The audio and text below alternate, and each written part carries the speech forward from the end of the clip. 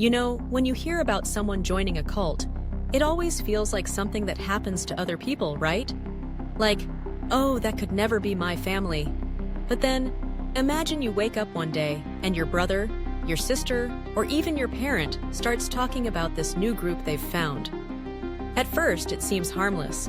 They're excited, sharing stories about community, love, and enlightenment. But then, the red flags start popping up.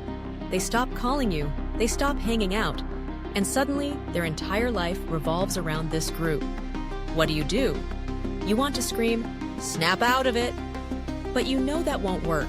You've seen the documentaries. You know how these organizations manipulate emotions, isolate their members, and create this bubble that's hard to penetrate. It's terrifying to think that someone you love could be losing themselves in this world that feels so alien to you. So, you start researching.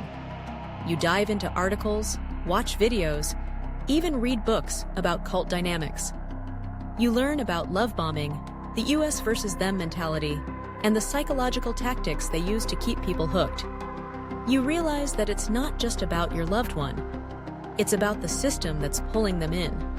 You want to reach out, but how do you approach it? You can't just confront them. That'll push them further away. Instead, you try to keep the lines of communication open, share your concerns without judgment, and remind them of the life they had before. It's a delicate dance, trying to pull them back without pushing them away. Because at the end of the day, you just want them to be safe and happy, even if that means facing the hardest truth. Sometimes love isn't enough to break the spell.